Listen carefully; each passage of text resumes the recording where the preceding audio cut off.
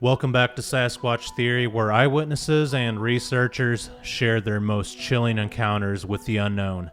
Today's guest is Rick Long, a retired law enforcement officer who has spent years exploring the Ocala National Forest in Florida.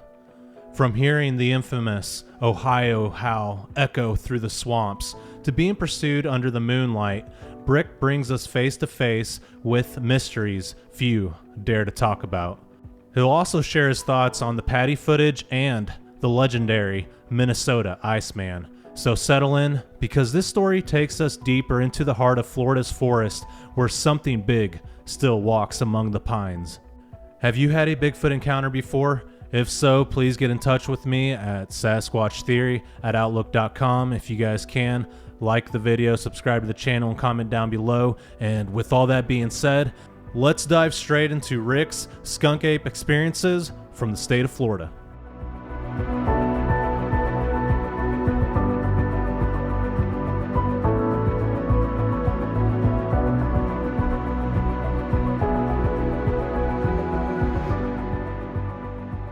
All right, Rick, welcome to Sasquatch Theory. How are you doing today?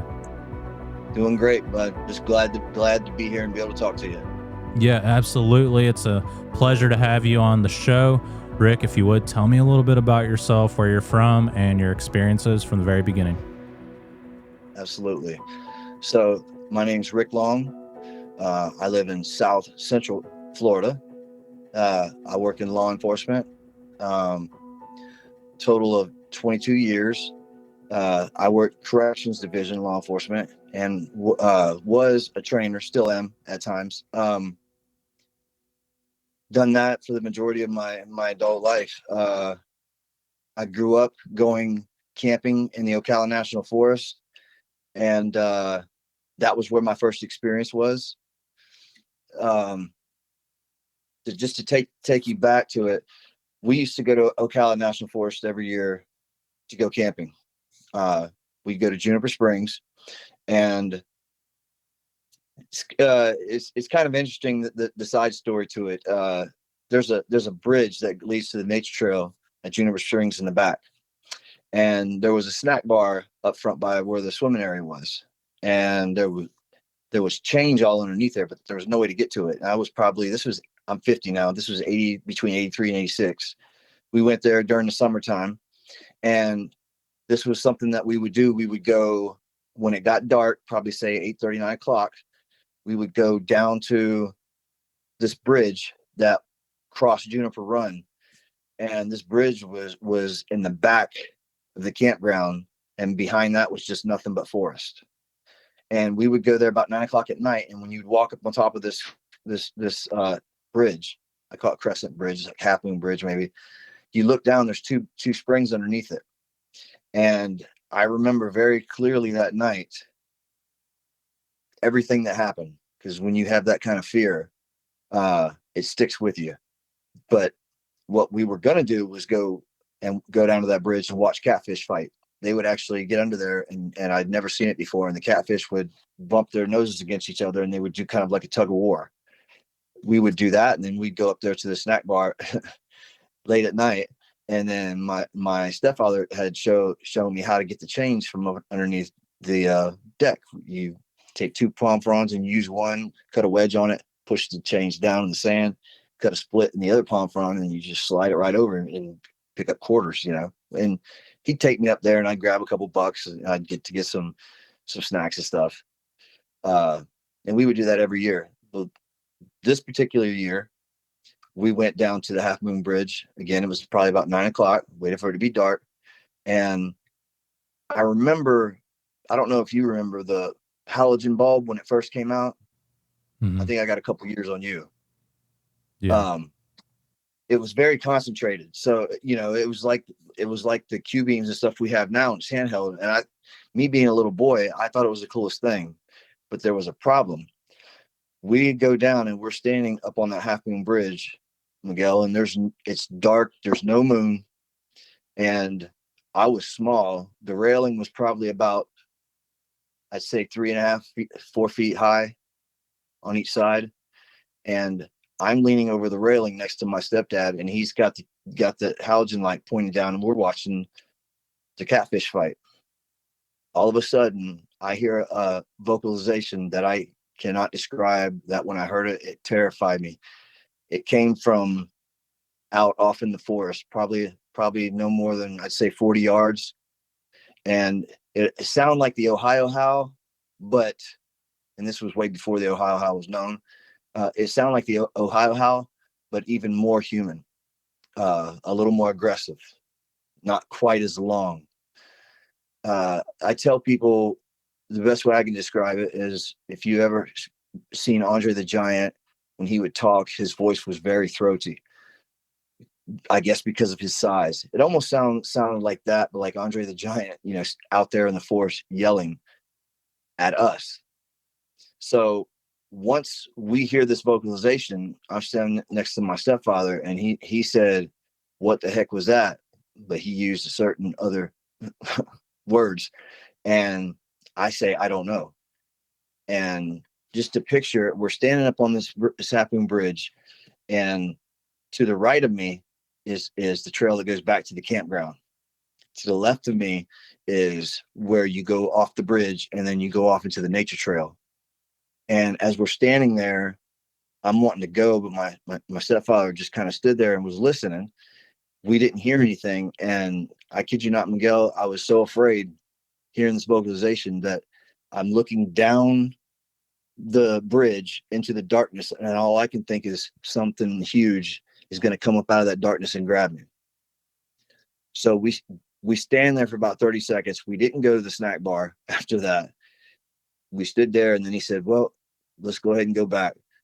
We turn and leave. And when you have when you have an experience like this where it really scares you, you remember small, minute details.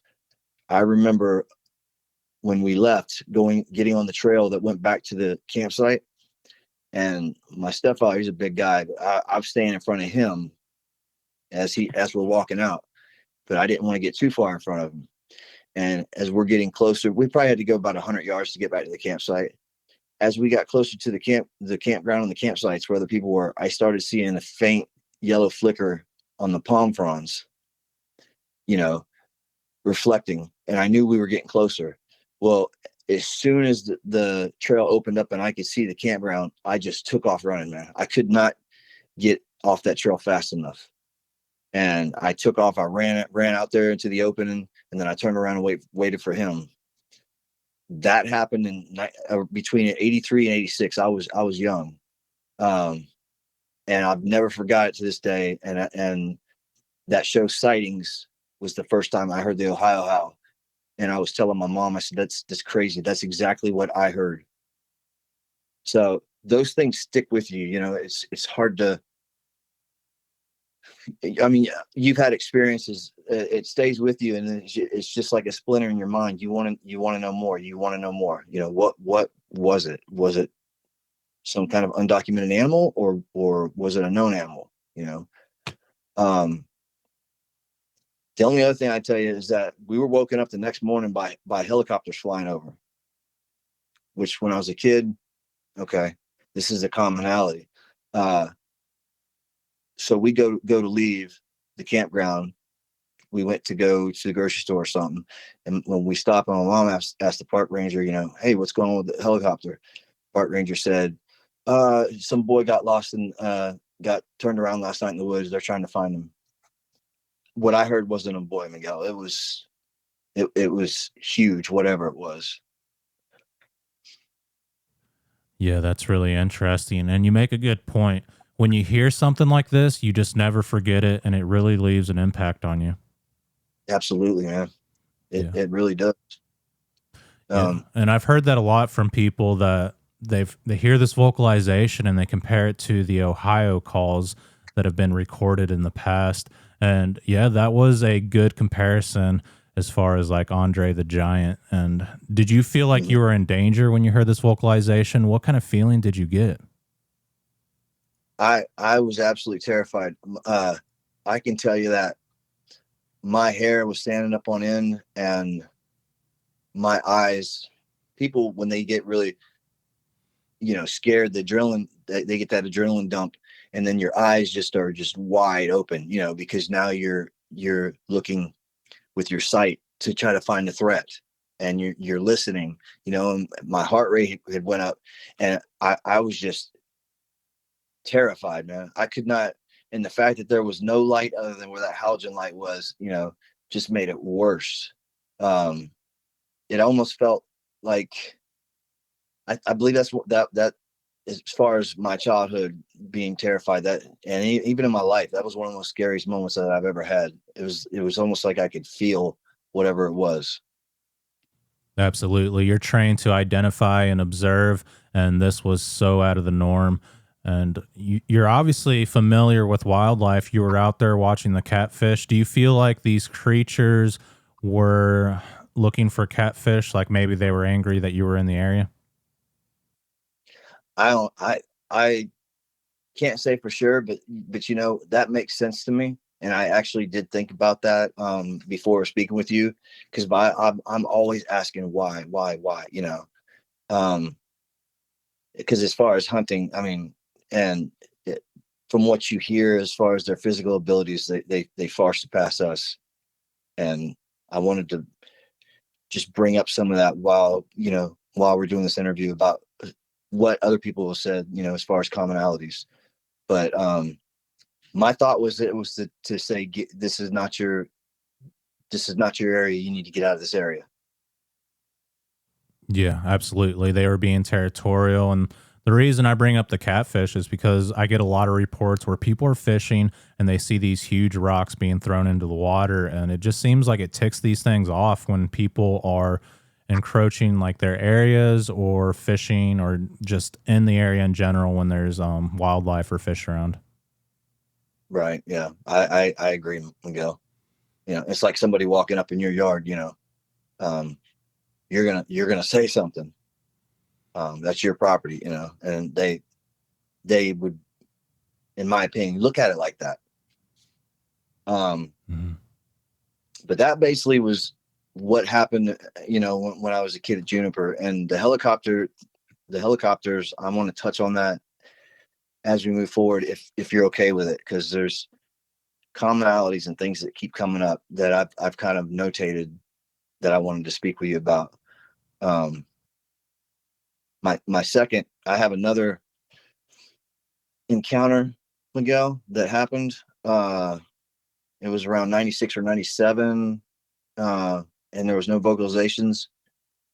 And I don't know, it could have been a person, it could have been, didn't sound like an animal, on four legs. But if you want me to touch on that. Yeah, absolutely. Let's hear about it. All right. So it was 1996, 97. My high school years were up in Chesapeake, Virginia. And I ended up coming back to Florida as a young 20-year-old, and then basically, relocating and starting over. And when I first got down here, I was staying with my mom, used my mom's truck. She had rules. My girlfriend lived across town, and probably about 7 miles. But I was young, and I got home late one night. The doors were locked, and where my neighborhood is, there's train tracks that are probably about 2 miles away. As the crow flies, probably 1 mile. But what I had this idea, and it was chilly that night, like 40 degrees. And I said, you know what? I can just go down the tracks and get to her house quick. It's almost a straight shot. Wrong. So I go to walk to her house. Mind you, I was a kid. Walk to her house, and as I get on the railroad tracks, and I'm walking for a while in this spot where there's nothing. It's just the railroad tracks, and it's between crossings, in the town where I live, and the next crossing's at an overpass, and then it goes into a neighborhood. But in this dark area, I'm walking on top of the tracks, and you're hitting rocks with your feet and everything. And as I'm walking, I start hearing something to the right of me, and there's a tree line to the right of me that's got a lot of it's heavy with vegetation along the tree line, so you can't really see in there. And as I'm walking, I'm hearing something, and I'll stop, and I don't hear anything, Miguel. I'm standing there, and there was a little bit of light out from the moon, not a lot. I start walking again, and I'm like, okay, it was nothing. And then as I'm walking, I hear a crack again, and then I stop, and I was like, I'd look back to the left, and the tree line was like, I feel like somebody's pacing me. I did it a third time. I hear the noise. I stop. By that time, I'm starting to get afraid. So basically what I did, and this is why the story comes up, because I'm not, everything's Bigfoot, everything's this, everything's that. What I did, Miguel, was I started walking from railroad tie to railroad tie softly so that I could hear. As soon as I did that, whatever was pacing me in the tree line stopped. I had walked like that for probably, I don't know, man, probably 100 feet. And I was getting close to where it was opening up to the underpass. I could see the flood, those orange amber floodlights. After I got probably 100, I'd stay 150 feet, because you can't go very fast if you're trying to be quiet and you're walking on the railroad ties and missing the rocks. I just took off. And once I got to town, I got off the railroad tracks. Needless to say, it was a long walk. I got to her house, but it was just whatever was walking in the tree line. And I'm not saying it's Bigfoot. It could very likely be a person, but there was intelligence, because when I would step, it would step. And as soon as I started stepping on the railroad ties with no sound, it stopped. So that's the only reason why I wanted to mention that story to you. And I've heard of people being paced before. So, that's why I wanted to bring it up. Yeah, absolutely. It sounds like you're being followed, and it's classic Bigfoot activity. I've heard these things like to follow like the train tracks, the power line strips, Right. and yeah, it just makes sense why that thing would be there. What was the feeling that you got when you were experiencing this? Being older, it didn't affect me as much, but my senses were on high. And when it first happened, and then I was confused. I'm looking over, and I'm like trying to, even as a 20-year-old, like, this doesn't make sense. First thing I thought was hog, because my stepdad, he would always say, they'll come right around behind you if you're not careful. But when it would step, I would have to catch it, whatever kind of animal it was. I'd have to catch it moving when I would stop real quick. And now that I look back, it didn't sound like a hog. It sounded like, a human being walking. I was scared, but I had control. When it happened to Juniper Springs, man, I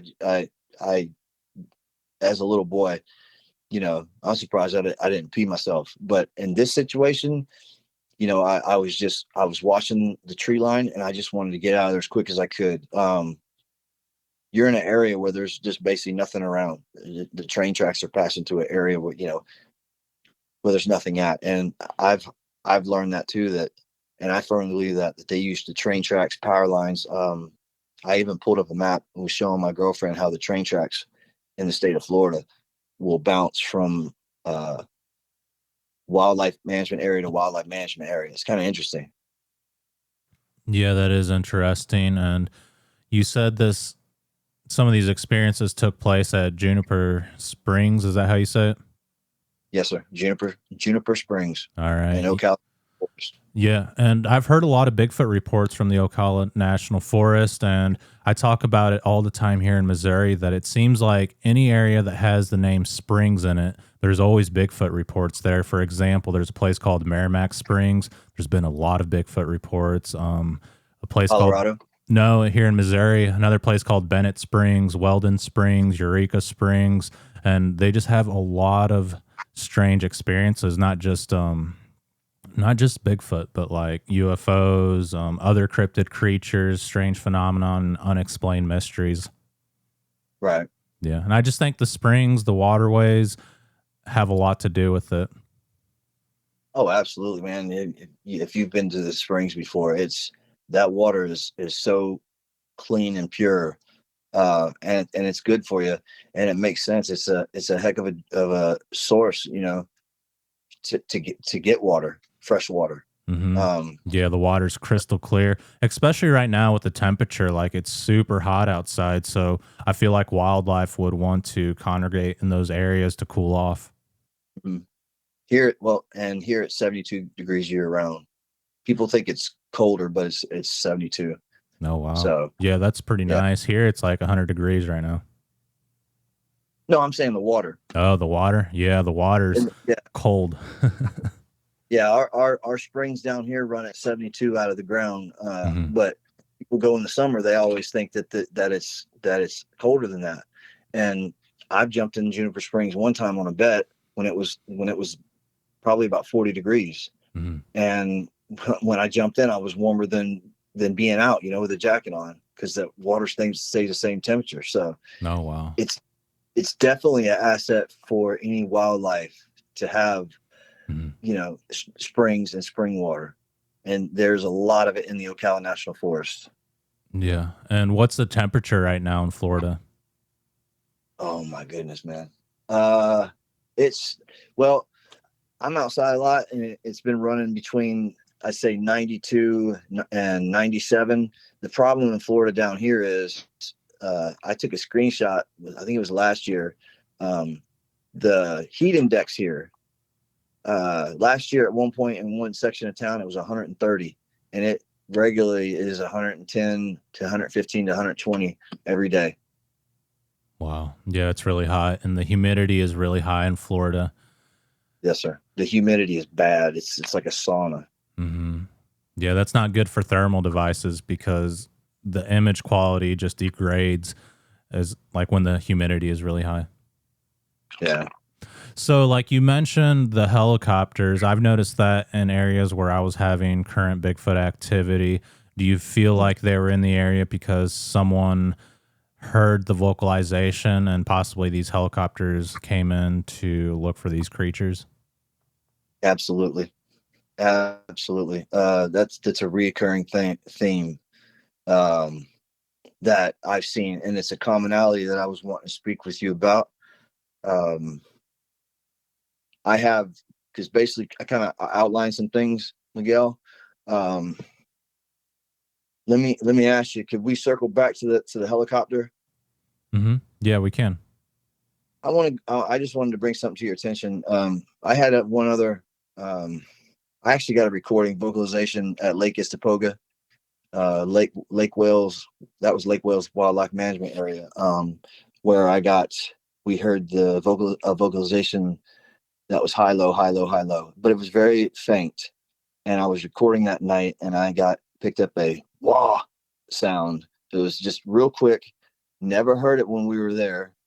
Picked up a bear. And I pretty much, proved that was a bear. The wah sound I still have. I don't know what it is, but as far as my experiences, not a lot. That's all of them. But what I wanted to talk with you about, because I respect your opinion on a lot of this stuff, man, is the theory on the Iceman. And I just wanted to bring some stuff out to your attention that I noticed. Um, if you're all right with that. Yeah, absolutely. Okay, so do you remember the Minnesota Iceman, right? Yeah, I do, and I've spoken with locals who claim they saw it, and they said it wasn't like a pig with like a bunch of guts and stuff in there because people said it was fake. But I've talked to locals in that area, and they said I saw that thing; it was real. My family, I have family on my mom's side from Detroit, Michigan area. So I have family that saw it and said the exact same thing. And I got thinking about something. There's another YouTuber who has a certain type of measurement that he does on Patty that actually works really well, and it shows that the arms and the legs on Patty are basically the same length, Miguel. And what I did was I took the Iceman and any images I got, and I basically kind of did the same thing. And what I came out with was, with the Iceman, the arms and the legs are the exact same length. So you have Patty happening out in California, in 67, getting the footage. And then you have the Iceman happening, I believe, 68. And when I saw that, I just thought that that was really interesting. Another strange commonality, that Patty's arms and legs would be different from human ratio wise, and her arms and legs being roughly the same length, and then seeing the Iceman and then his arms and legs, and just to know that and to put all that out there at the same time would have to be really, really thought out. I mean, and the money that would have to go into it. Um, I found that interesting. And so what I did was I put up the anatomy of a gorilla, a chimp, a Bigfoot, and a human as we know it, Miguel. And what I found was, as the DNA gets closer to us, the animal gets more upright, the proportions change. And the gorilla having its arms, the longest, and then the chimp having arms slightly shorter, then you get to the Bigfoot who has arms that are basically the same length as the legs. So what I'm basically trying to relay to you is the fact that as these species are walking on fours, as they begin to walk upright, the proportions change, and then you go from the Bigfoot to the human, who with us, our legs are obviously longer. And I thought that that was really interesting, looking at those animals, the known animals anatomy, and then the Bigfoot anatomy, and tying that in with the Minnesota Iceman. I thought was, pretty ironic. I don't think it was a hoax, honestly, and I don't know where it came from. I've read a lot of articles about it, and I had family talk about smelling it and seeing it, and that they knew that it wasn't fake. So I'm on that side of it. I don't think that I believe that there was an actual animal of some type that was in that ice. Yeah. And the irony of the arms and the legs being the same length, just like Patty, is you got to admit, Miguel, that's crazy.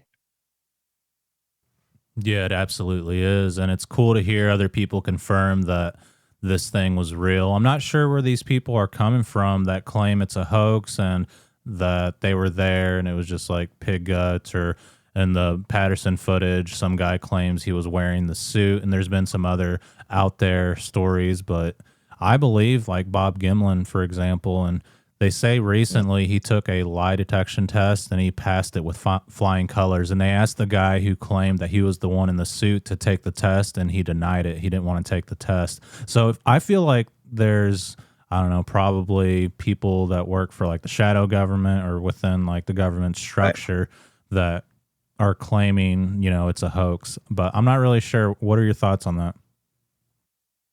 Honestly, when it goes back to Smithsonian, I think that there's a lot of suppression going on the subject, Miguel. I don't really understand why. I've had theories on it before, but I'm to a point now where I don't really understand why. But I definitely think that there's suppression going on with this, and that people are afraid to speak up because they don't want to be ridiculed. And it's not something that if you don't experience it, then you don't put a lot of thought in it. But once you experience it, like I said, it's like a splinter in your mind. I think that this is being suppressed by someone who I don't know, but there's lots of articles I've read in the past about giants being discovered in the country, the Smithsonian coming in, and then there's no follow-up on it or anything. You don't hear anything. So it's interesting topic. I'm hoping one day that that while I'm here on this planet that I get to find out, and that's why I'm so grateful when I follow your channel and the integrity. But yeah, I definitely think it's a subject that's being suppressed. Yeah, absolutely. I would agree with that. And have you heard any Bigfoot encounters from people that you know locally in the area? Honestly, no, I haven't.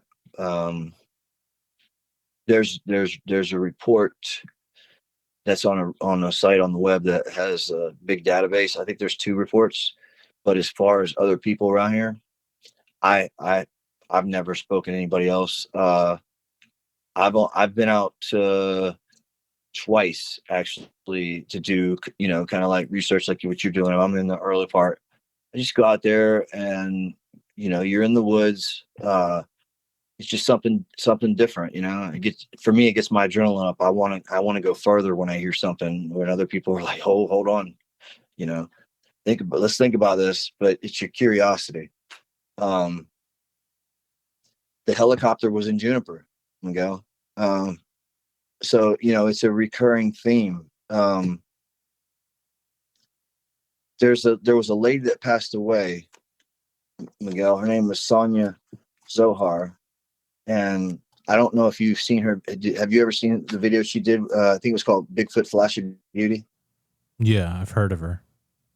Okay, I don't know if it's okay for me to mention this or not. I don't know. I don't know a lot about how this works. Yeah, you're fine.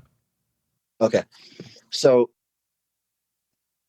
Miss Zohar, and when she was speaking in this interview, she spoke about helicopters at Radium Springs, and she said that they were Blackhawks at Radium Springs. She was there with Jeff Meldrum, John Bindernagel.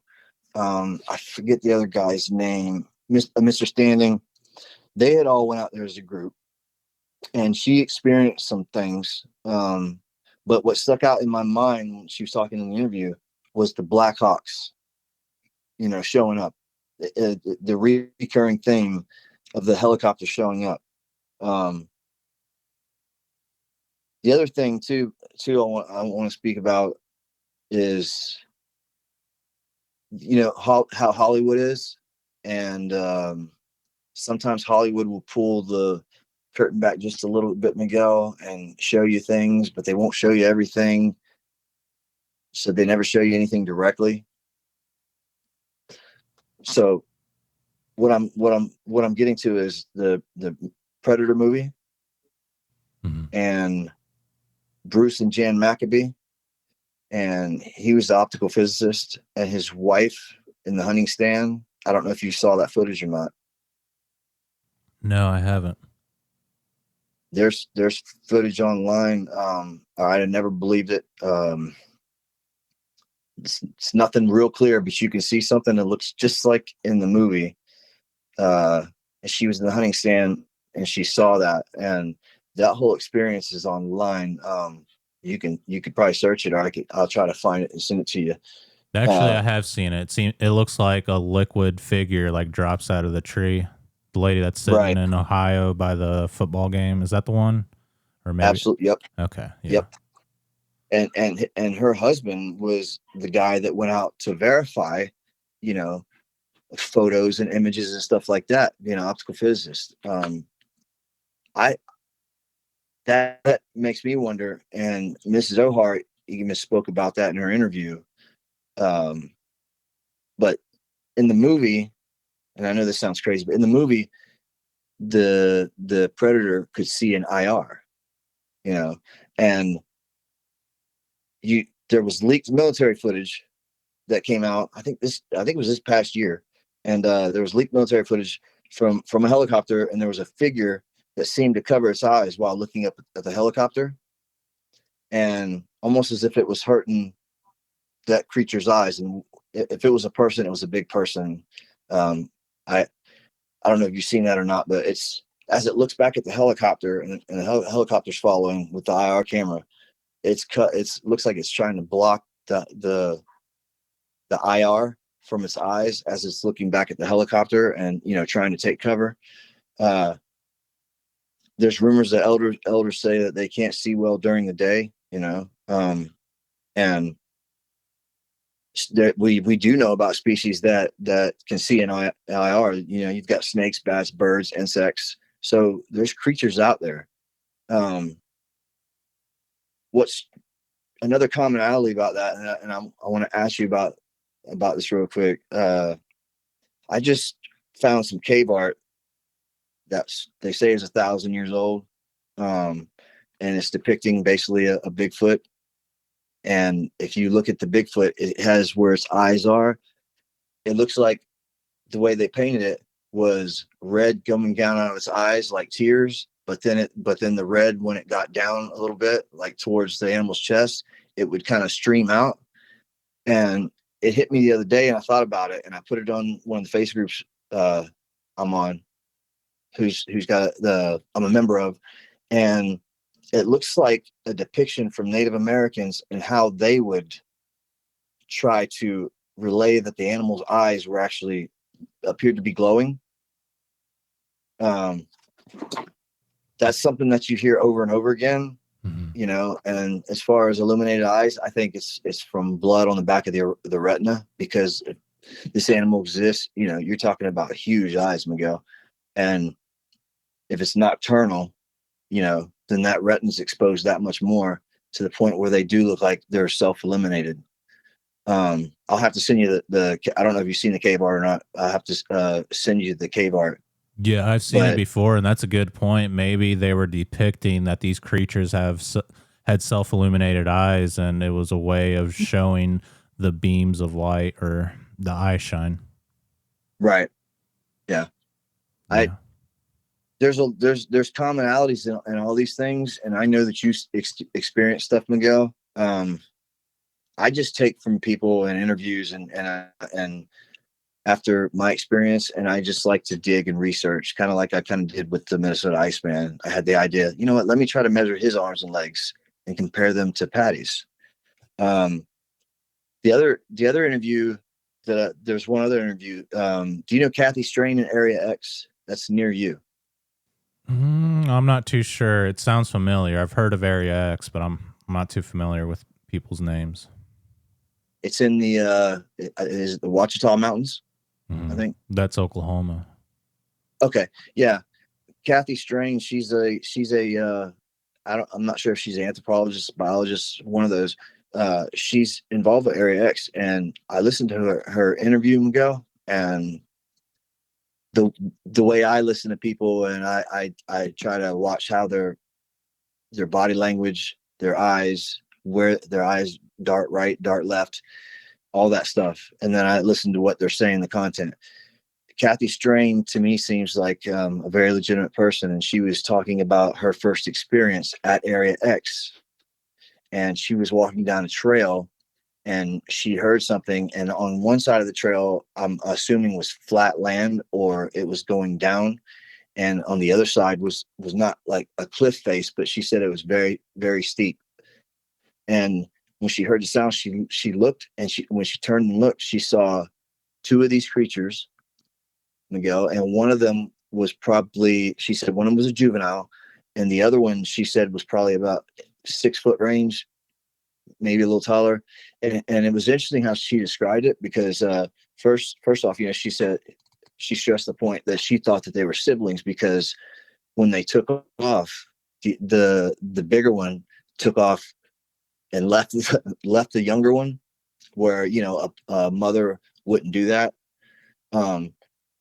So there was detail in it that I found. And the other thing that I found fascinating is that she said that when they took off, and this is what startled her the most, was that when they went up that incline, it was as if they were attached to bungee cords. That stuck with me, because people talk about Bigfoot hunting, and I've always thought, well, what are they throwing rocks on deers, from the trees? But an animal that has that kind of acceleration and speed and size, they can definitely herd. They could herd deer and be a way they can hunt. I found her interview very credible, and I found that fascinating, what she said about being attached to a bungee cord. That's got to be startling to see that kind of speed and power, right there in front of you, and something that could, harm you easily.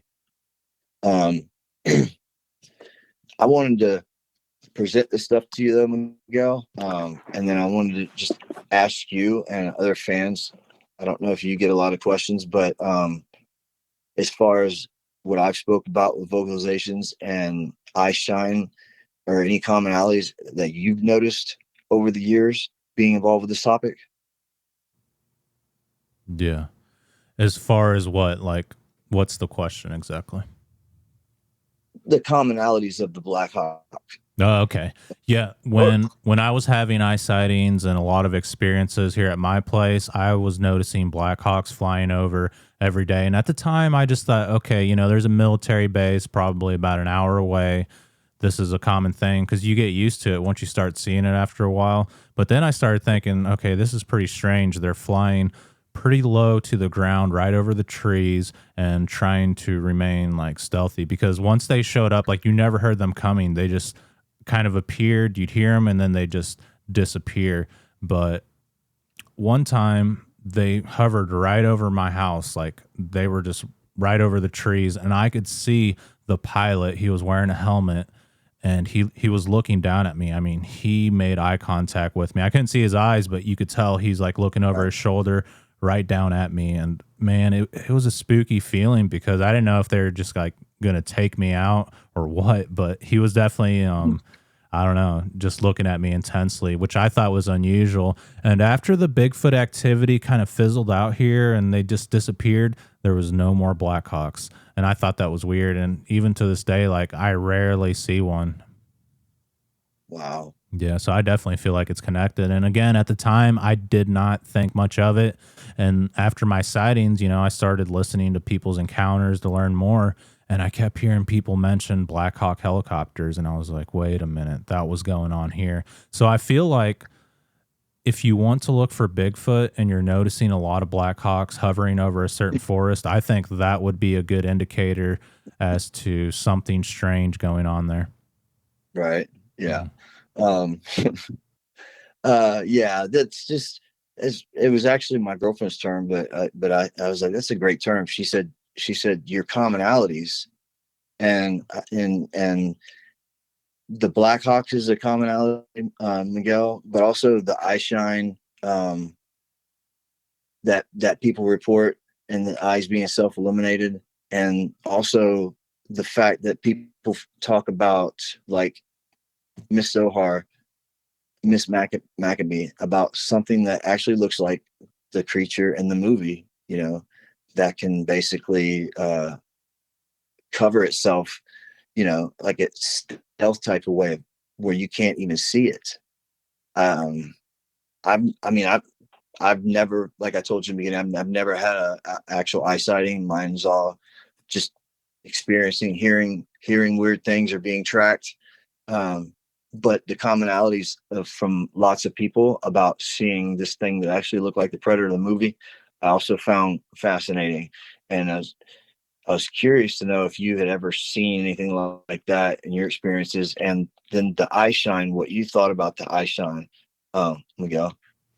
Yeah, as far as these creatures cloaking or appearing like the Predator, I haven't seen that. There was one juvenile that I saw. Basically, I was sneaking down a trail because for a few weeks prior to that, I kept hearing like little twigs breaking and snapping, and I just couldn't see what was there. It was like keeping its distance at about 80 to 90 yards. So one day I snuck down the trail because it kept approaching me when I was sitting in a chair. But yeah, this day I was like, you know what? I'm going to sneak down that trail and I'm going to see what this is. And I got, I don't know, probably like 50 yards down the trail, and I heard something grunt. It was just like a big, deep, guttural grunt. I thought at the time maybe it was a black bear or a big buck, but this was like in June or July. So I was like, man, that's pretty weird for a buck to be grunting like that this time of year, like it's rutting.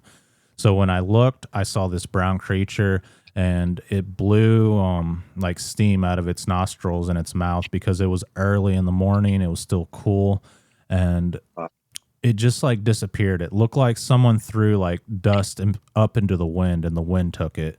At the time, I thought it was speed, but I was like, did that thing just like disappear? No, Miguel, that was just speed. Like these things are like lightning fast. And that's what I told myself. But then I had other experiences in other research areas, and this was in the middle of winter when there's no leaves on the trees, and you could hear like a big lumberjack walking like 40 yards into the woods, and you can see all the way down this holler, like super far, because it's up high on a hill, it's wintertime, and you can just hear this thing walking. I mean, it was loud, and there's nothing there. Another time I was with a police officer, in the Mark Twain National Forest. And this is actually by that military base I was talking about. But anyways, we were walking down the river, down a Forest Service road, and you could hear it, like something paralleling us on the trail. And I'm hearing it, and I look back at the police officer, and he's already pointing up there saying, "There's something behind us." He heard it too. But yeah, when we Right. looked, you couldn't see anything.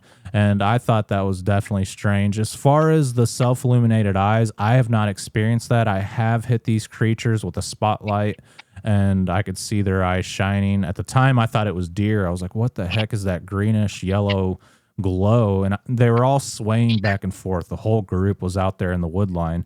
And I was thinking, man, if that's Bigfoot, the eyes are way too low to the ground. It's most likely deer. And as soon as I thought that, one pair of eyes, like one individual, stood up, and it went up like an elevator. And I've never seen anything this big. Like, all the Bigfoot that I encountered were not this tall. This thing went up to about like 12 to 14 feet, and that's no exaggeration, higher than a basketball hoop. And it was just freaky. It was a terrifying thing. And yeah, the whole That was clan. recent video. What's that? Was that on a recent video that you?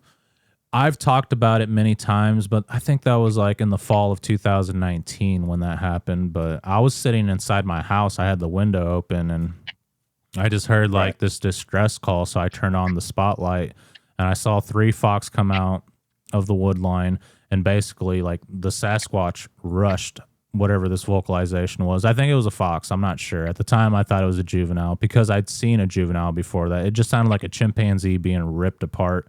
But I ended up finding the vocalization on YouTube, and I was like, oh, that's just a fox. And it makes sense because I seen fox come out of that area. But I feel like that distress call called in the entire clan.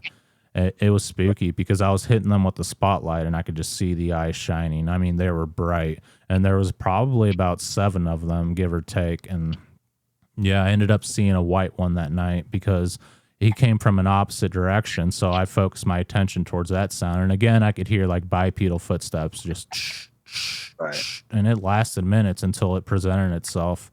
But I haven't seen the self illuminated eyes, but I've talked to other people in Missouri who have, and they've seen them like through their bedroom windows when they were kids. My buddy Adam, who's a researcher, he saw them several times. And I've just interviewed a lot of people from the South, like South Missouri or going into Arkansas, and that seems to be like where the creatures with glowing eyes are at. I have not seen it personally, but I feel like they can all do it. Maybe it's like the big males. What's your take on it? Do you think like it's the males that can make their eyes glow red? What's your opinion on that? Honestly, speaking on that, there was somebody that just came out in an interview and said that they watched the eyes actually change color. For me, I try to go to the rational side of everything, even with the stuff that I have right now, the limited stuff that I have, the bear, but the Eyeshine, I was doing some research and I forget what the structure is called on the back. It's something lucidum. I forget what it is, but it's very reflective, Mm-hmm. And for me, I try to, well, if now that I'm very limited on experience and I'm learning, but when I did go out, I try to go right to whatever is rational answer. And as far as self-eliminated, all I can do is just take in information from the people, the best I can, and not tell somebody they didn't see, because I wasn't there, and I know how terrifying it is just to be near one here in a vocalization. But I try to lean toward the rational, that it has something to do with the back of the retina, and being that, like I've talked about before, is that if they're nocturnal, their eyes are like ours, only much bigger. And when the pupil dilates for a creature with eyes that big, then you're going to see to the back of that retina, and you're going to see that shine, and it probably picks up any light if they are, which I don't know if they're nocturnal or not. You hear that a lot, but it would make sense that they would have huge eyes and huge pupils, and at nighttime that they would collect, any light sources around. and then it actually would appear as if they were illuminated, like electricity or something. But I do try to lean to the rational and everything, even my experiences. I don't want to say something's Bigfoot if it's not, you know. So that's my thought, though. I think they've got huge eyes, and when you see the back of that retina, you're seeing the blood off the retina, and that the way their eyes are like ours, and it just lights up, and it does look like it's glowing. And I think that's what the cave art showed, 1,000 years ago in Central California. That pictograph, I honestly, I think that was the way the Native Americans, and they documented a lot of things well. That's their way of documenting and drawing the eyeshine coming from a Sasquatch's eyes, and streaming out. I've never seen it, but you get this, you want to see it. That's the whole point of going out, is you just want to know, what is it that I experienced? And I'm grateful for people like you that are out there in the field, man. When you do your investigations, I always watch. I watched your one when you were on the trail, and you were seeing eyes, and from one side, and then half inch. Is that Adam? Yeah, that's Adam. Yeah, he was, and then he had the thermal overhead. Mm-hmm. I watched that a couple of times. Yeah, but yeah, that's all we were doing. We're just trying to get answers. Mm-hmm. Yeah, that was a freaky situation for sure. And anytime I've seen their eye shine, it was either with like IR or like the spotlight or a red light. But I've came up with the same theory as you. Like when a light hits their eyes, like it seems like they're self-illuminated. But I've also heard reports where there was no lights, nothing, no moon, no stars out, and it seems like these eyes are just glowing red without any light source.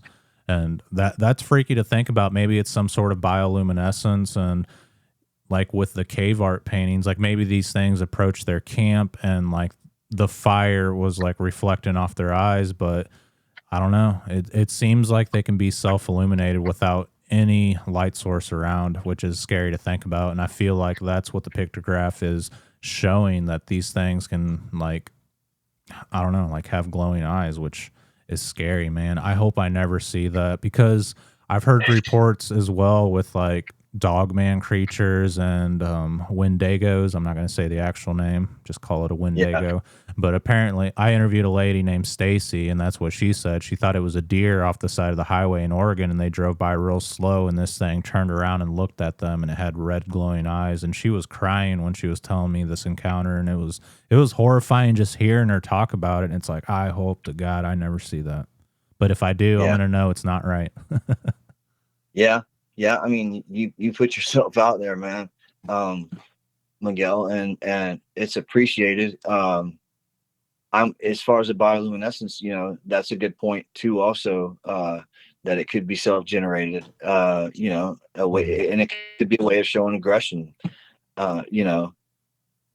I just hope we get closer to the answers that we need, that I feel we talked about earlier being suppressed for whatever reason, man. And I do try to err on the rational side, especially with, what I do for work. But I do want to, I would like to know someday, man. I think that Patty was real. And I believe the Minnesota Iceman was the same species. That's just my theory, and I hope one day we get answers, and hopefully you'll join on Facebook. You'll join our group on Facebook. I think that you'd be appreciated on there, and they'd appreciate you, and you'd appreciate them. It's a fun group since I've joined, man. Good people. And the one other thing I want to say is that why would anybody want to put themselves through an experience like this, to encounter something like this? It's a lot of people won't say anything because of ridicule, and they have to go through the ridicule. But the actual experience itself, especially like what you were saying, that the eyes appear self-illuminated, having to go through something like that that's traumatizing, and then you can't say anything for fear of being ridiculed. People don't want to go through that, but then when they do go through it, I think we're all stuck wondering, like I said, a splinter in your mind. What is it that I encountered? What is it that I heard? What is it that I saw? I've got to know. That drives me, and I'm sure drives you, Miguel. Um, but I'm grateful that you allowed me to come on here with you and let me share these things, speak about these commonalities.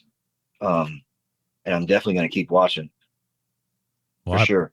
yeah, I appreciate you very much, and I'm extremely grateful that you're willing to share your experience with me. And that just tells me that they're in there. There's been a lot of reports from that area, and what you heard was way out of the norm. So I feel like if you go back, maybe you won't experience anything, but they're around, but there's a good chance that that's where they're at. I mean, I would think so. Yeah, I'm with you, Miguel. I think that if I go back, I could go back 100 times. I might not ever hear them again or experience them, or I could go back the next time and experience them. That's how it works. I've went to areas with hardcore activity thinking, oh yeah, this is going to be the spot, and just nothing happens. Like, it's as if they never existed. It's like, where the hell did they go? Yeah, yeah.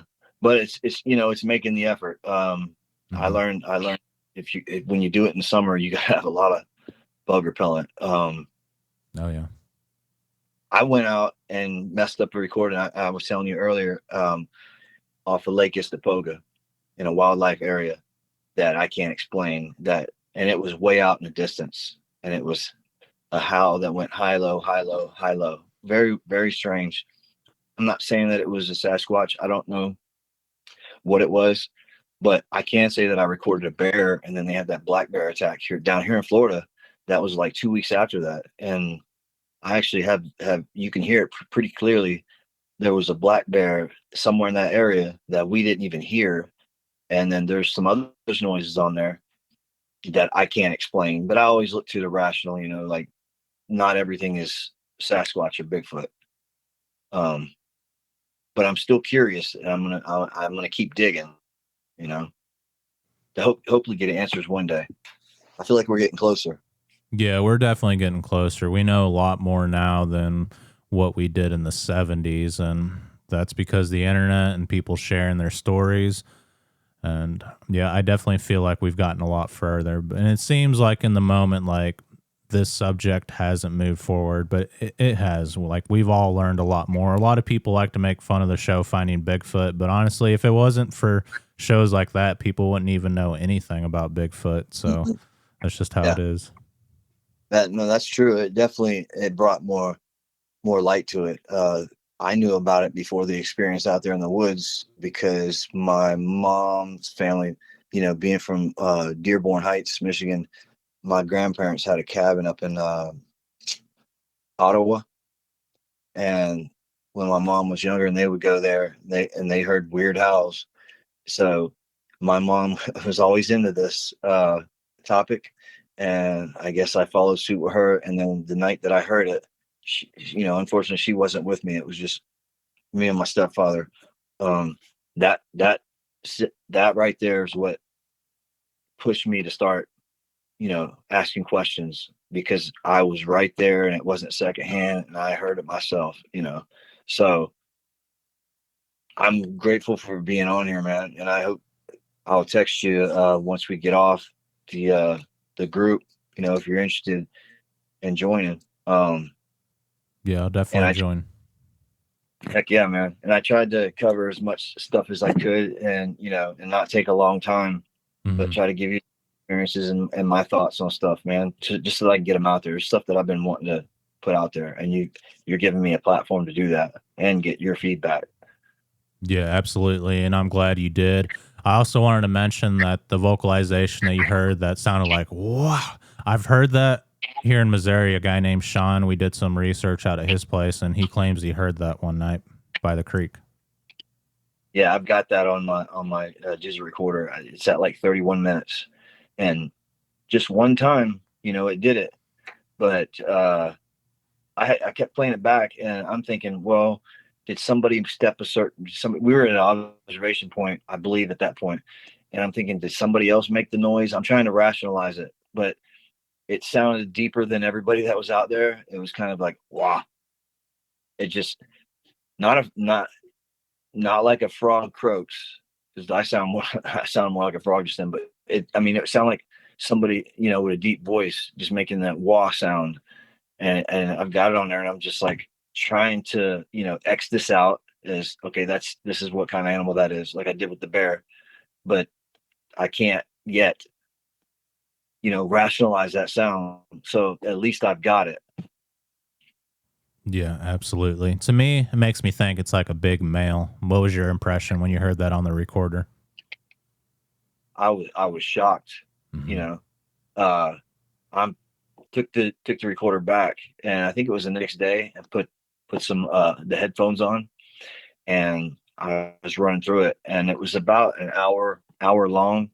And when I came across that, after I figured out at the 19-second mark right at the beginning that was a black bear, and then when I came across that, I showed my mom, and then we talked about it, and I was just stunned, and I want to say I looked at her and I said, I wasn't hearing any of this. And my mom was saying, I heard it. I've got tinnitus in my ears, Miguel, from firearms, not proper ear protection, just old age, who knows.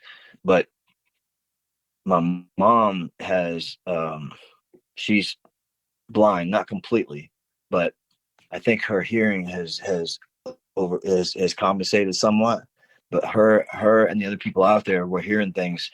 And at one point, my mom, whenever I heard the wah sound and I heard a grunt, my mom, I hear her say, all right, let's go. I've had enough. And I was like, I'm not hearing it. What are y'all hearing? But it's on the recording. And when I heard it, I was shocked.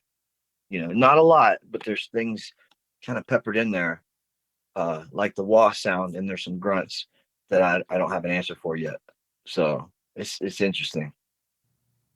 Yeah, that is interesting. It seems like when one of our senses fail, another one improves. So she was probably hearing it better than what you were, and that's cool that you could confirm it on the audio recorder. Yeah. Okay. Yeah. Well, Rick, you did an excellent job, and I appreciate your time. Your experiences were very intriguing, and I hope you continue to go out into nature to do your thing and enjoy it. And in the meantime, you might experience some strange activity, so you're aware of what could be out there. And if something happens, you'll be able to pinpoint it as something strange. Absolutely, buddy. And I'm going to keep following you. And when we get off, I'll send you the link for the group. There's some I'm a small town guy. There's some pretty big names in that group, and I think it's pretty neat. And I think that Miguel, you have a lot to offer to that group. It's a bunch of Florida people, but there's people from all over the state, all over the country in there. So I think you would enjoy it, and I'm grateful that you've allowed me to come on here, man. And I'm a fan. I'm gonna keep watching, and hope to talk to you again sometime. Yeah, that sounds good. And if you experience anything else in the future, feel free to reach out to me, okay? All right, buddy. I appreciate it. All right. I appreciate you too, and you have an excellent day. You too, Miguel. All right. Take care. Bye. You've been listening to Sasquatch Theory. A special thanks to Rick Long for sharing his powerful experiences from the Ocala National Forest and beyond. I've heard a lot of people mention the Ohio calls, and it seems to be something that is global. And I theorize that it could be a big male, or maybe they are breeding.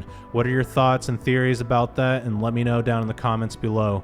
If you enjoyed this episode, make sure to subscribe, leave a comment, and share it with friends who are ready to hear the truth about Bigfoot. For more encounters, investigations, and stories from the field, follow me on YouTube, Spotify, and social media.